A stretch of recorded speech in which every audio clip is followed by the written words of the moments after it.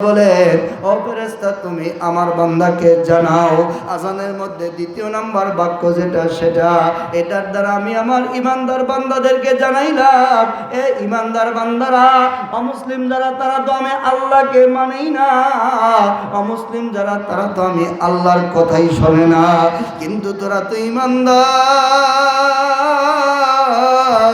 তোরা তো আমি আল্লাহর গোলাম, তোরা তো আমি আল্লাহকে মানার ঘোষণা দিয়েছ। আমি আল্লাহকে মানার ঘোষণা দেওয়ার পর আমি আল্লাহর হুকুম মানবা না, এটা তো হইতে পারে না। আমি আল্লাহ নিজেই ঘোষণা দিলাম, আমি আল্লাহকে যারা মানে তারাই আমি আল্লাহর বড়ত্বের কথা বলে। এ বাবা, তিন নাম্বার যেটা, সময় অল্পের জন্য সংক্ষেপ করে দিলাম, 3 নাম্বার যেটা, আশহাদু আন্না মুহাম্মাদার রাসূলুল্লাহ, এই বাক্যের ব্যাখ্যা আমি আপনাদেরকে করব না।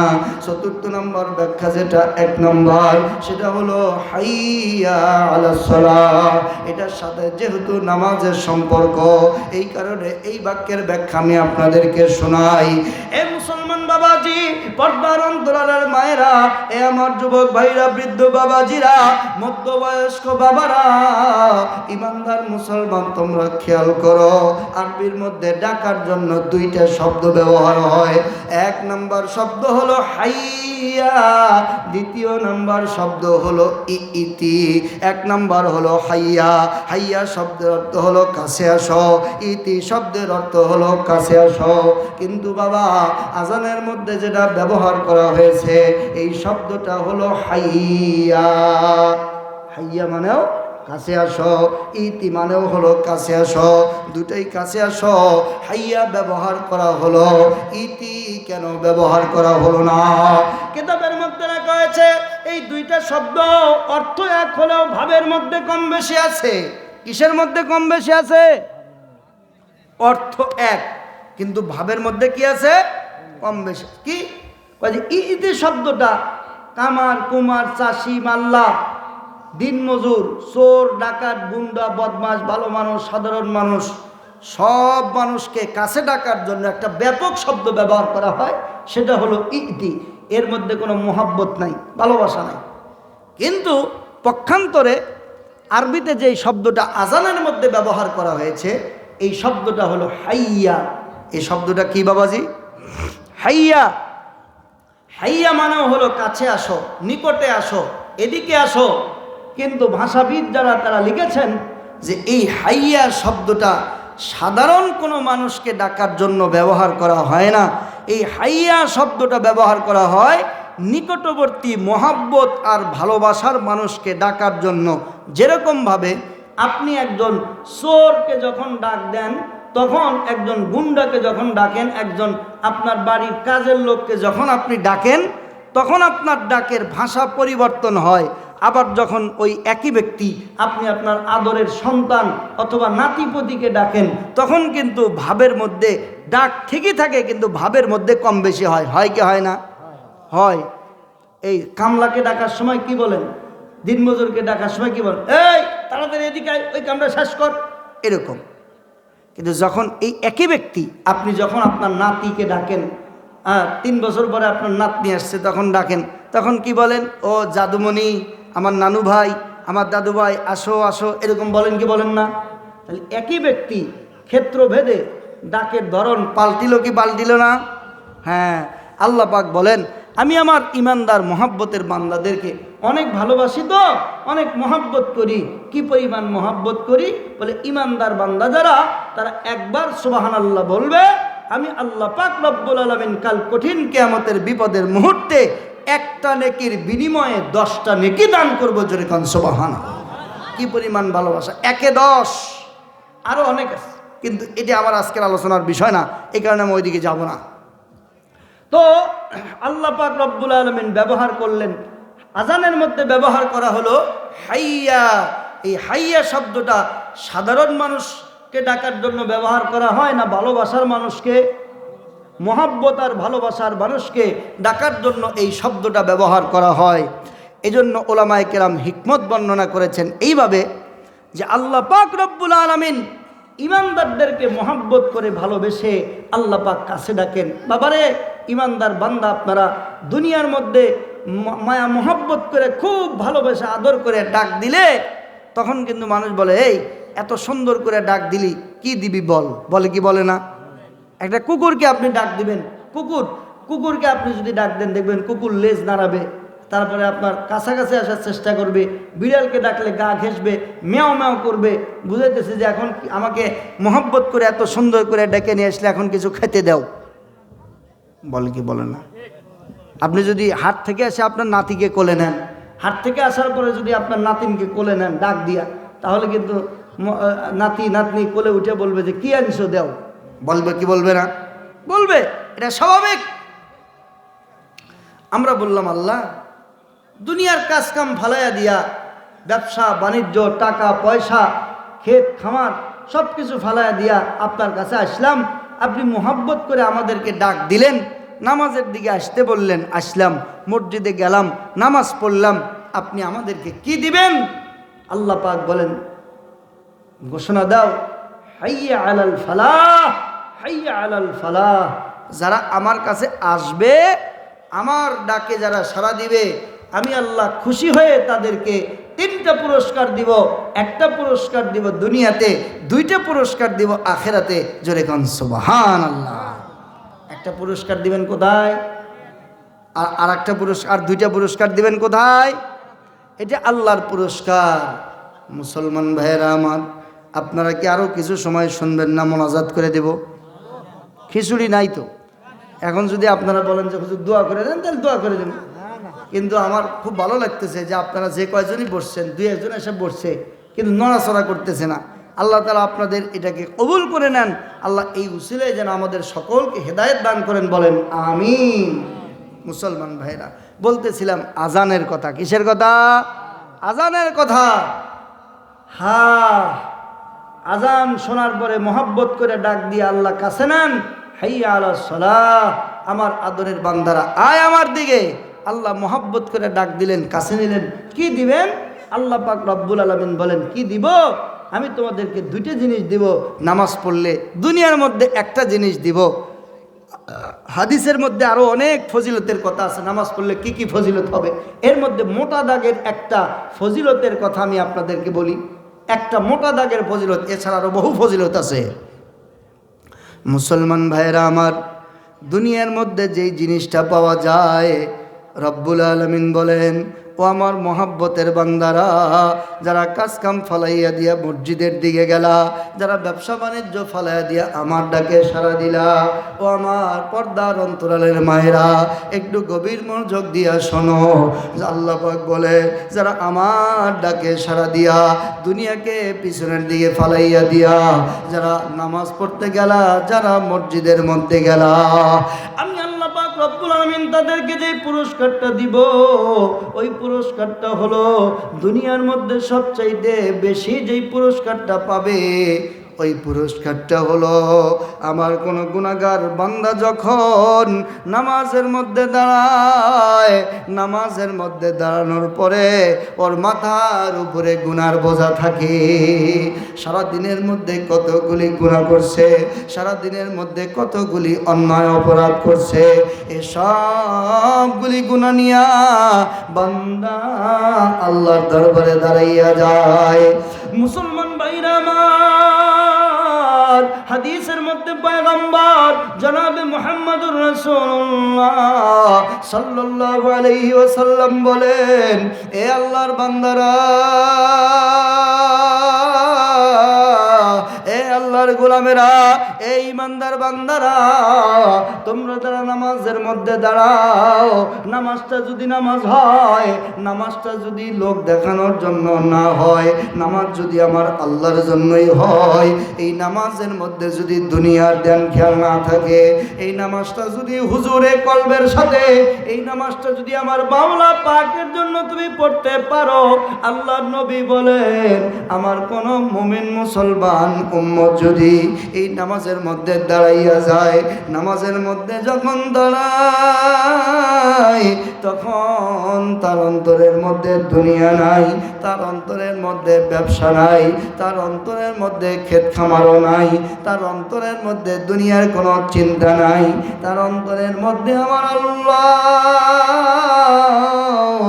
এই নামাজটা যদি সে নামাজের মতো পড়ে, আল্লাহর নবী বলেন এই লোকটা সারা দিনের গুনাহ লইয়া যখন নামাজের মধ্যে দাঁড়াইলো, আল্লাহু আকবার বলিয়া হাত বান্ধিয়া সুবহানাকাল্লাহুম্মা বিহামদিকা ওয়া তাবারাকা ইসমুকা ওয়া তাআলা জাদ্দুকা ওয়া লা ইলাহা গায়রু, এরপরে আউযুবিল্লাহ পড়লো, এরপরে বিসমিল্লাহ পড়লো, অন্য একটা সূরা পড়লো, সূরা ফাতিহা পড়া শেষ করে ফেললো, এরপরে আল্লাহু আকবার বলিয়া এই বান্দা যখন রুকুর মধ্যে চলিয়া গেল, আল্লাহর নবী বলেন এ আল্লাহর বান্দারা, এ আল্লাহর আদরের বান্দিরা, পর্দার অন্তরালের মায়েরা, একটু গভীর মনোযোগ নিয়ে শোনো।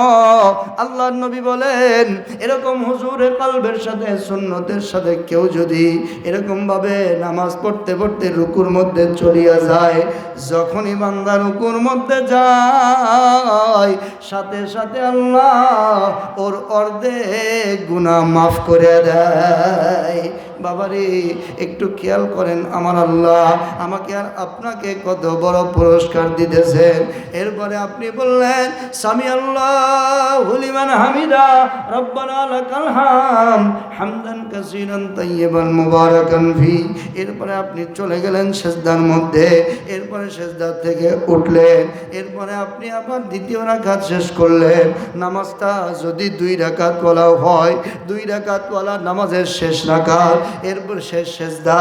নামাজ যদি 3 রাকাত ওয়ালা হয় তাহলে 3 রাকাত ওয়ালা নামাজের 3য় নম্বর রাকাতের শেষ সেজদা।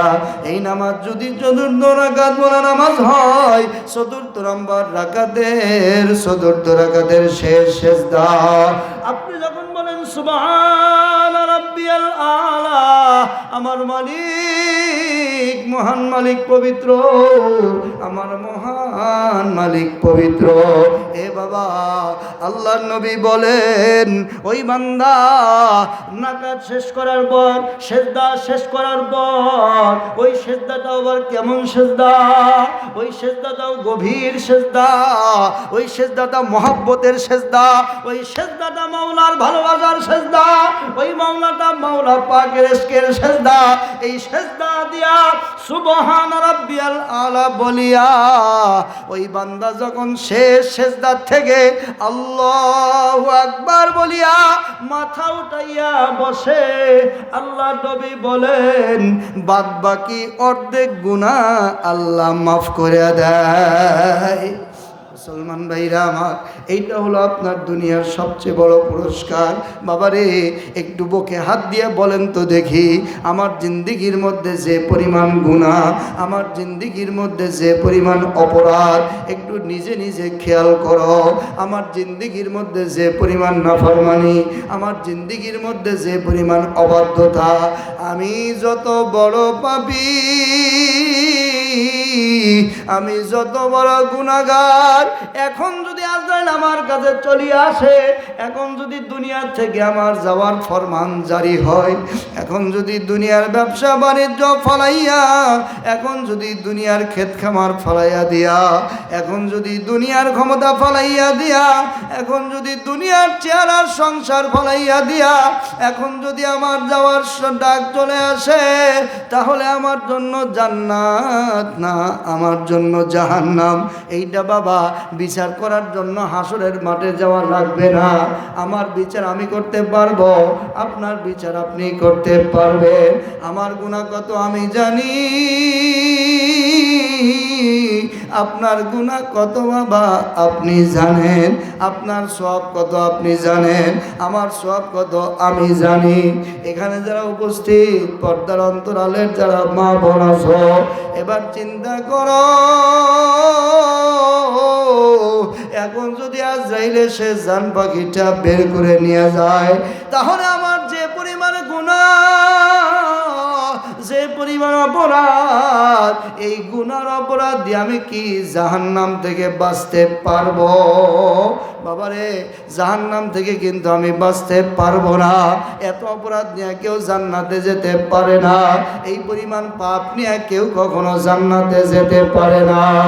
তাহলে জান্নাতে যাওয়ার উপায় কি? জাহান্নাম থেকে বাঁচার উপায় কি? নামাজি হও, নামাজকে নামাজ বানাও, আল্লাহর ডাকে সাড়া দিয়া, আল্লাহর কুদরতি কদমে সেজদা দিয়া দুই চোখের পানি ফালাও। বলেন তো দেখি, ইহা ছাড়া আমাদের আর কোনো উপায় আছে? উপায় আছে? বাবারে, আজকে আপনাদেরকে নিয়ে মোনাজাত দিলাম, রব্বানা জালামনা, আল্লাহ মাফ করে দেন। কেন্দে কেন্দে আপনারা সবাই এখান থেকে চলে গেলেন, বুক হালকা হয়ে গেল। কিন্তু ফজরের নামাজি আপনি পড়লেন না, জহরের নামাজি আপনি পড়লেন না, আবার টিভির সামনে আপনি গেলেন, আবার মা বাবাকে আপনি কষ্ট দিলেন, আবার আপনি মিথ্যা কথা বললেন। হতে পারে কি পারে না? হতে পারে না? কি খারাপ লাগতেছে আপনাদের? ওই শেষ করে দিবার হলো, হ্যাঁ তাহলে শেষ করে দেবো। দেখছেন, খিচুড়ি নাই দেয় তাড়াতাড়ি বাদ যাবে। দুপুরে খিলে নাই, মার সাথে খিলেছে তো, খিলে নাই। যে গরুর গোস্ত খাওয়াইছে, ও যারা যারা খাইছে ওরা চলে গেছে গা। আচ্ছা ঠিক আছে।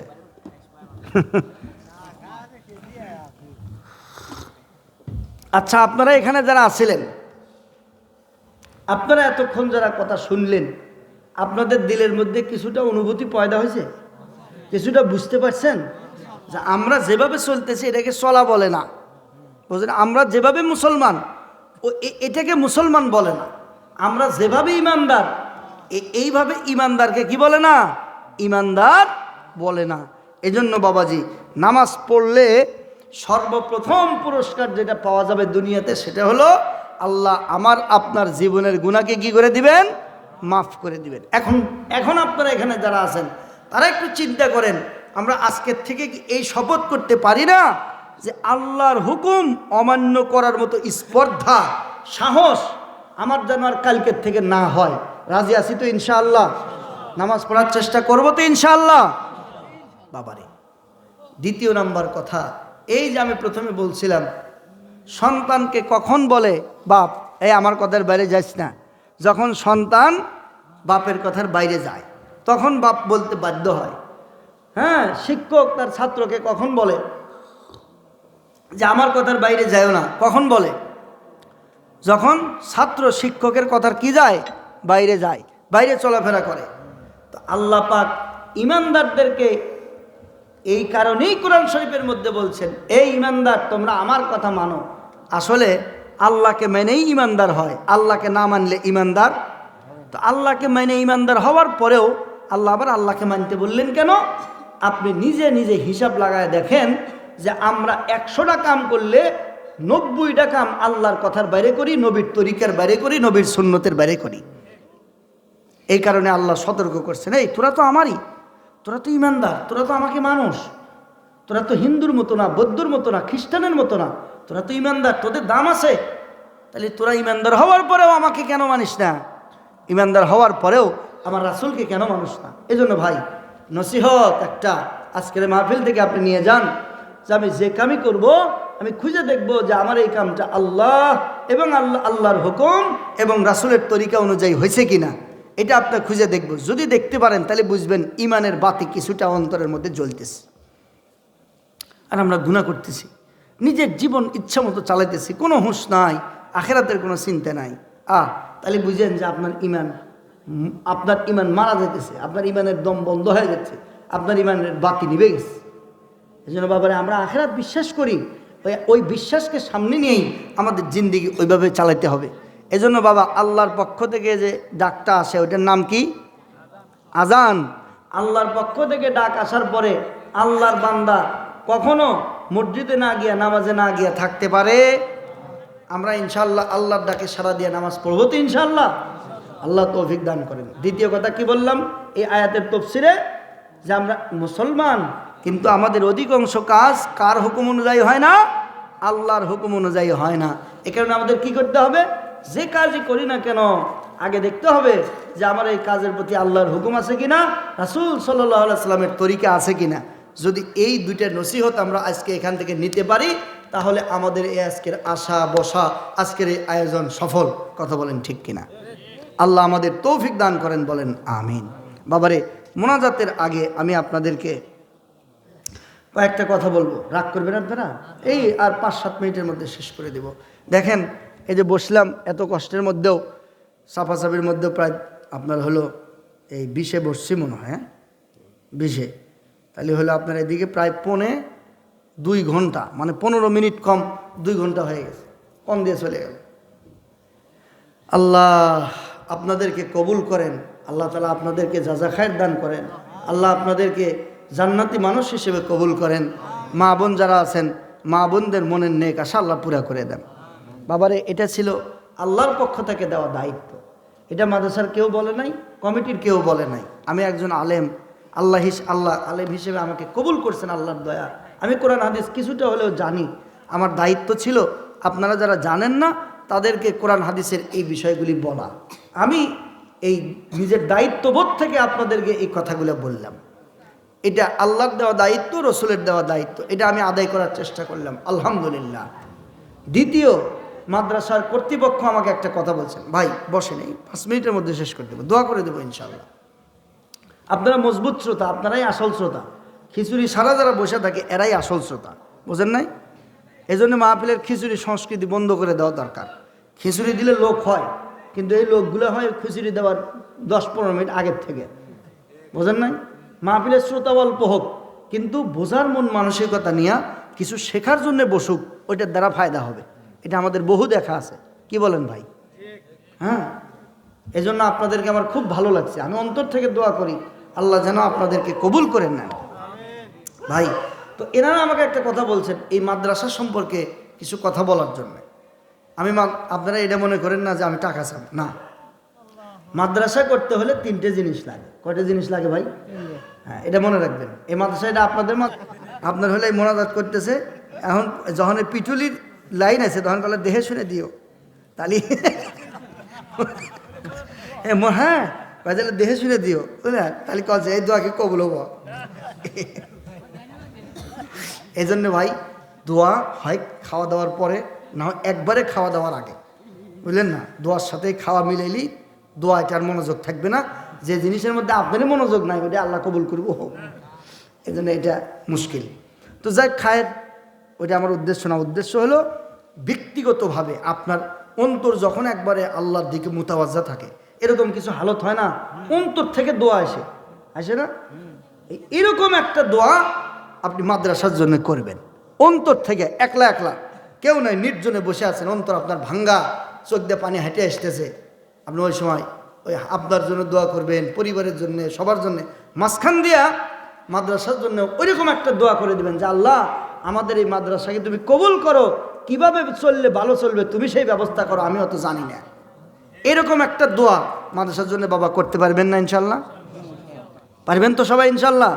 আমি এটা 1 নম্বরে আপনাদের থেকে ছিলাম। বাবা, আল্লাহ যদি কবুল না করে, 1000 দান করে, 1000 চেষ্টা করে, 1000 বিল্ডিং দেওয়া মাদ্রাসা হয় না। আমি কয়েক বছর, 3 বছর 4 বছর আগে ঢাকাতে একটা মাদ্রাসায় গেছিলাম, 3 তলা বিল্ডিং। এই বিল্ডিংটা হবে এখান থেকে নিয়ে আপনার হলো ওই আপনাদের যে ঘর আছে না, ওই ঘর পার হয়ে পেশাবখানা যে আছে, ওই পেশাবখানা পার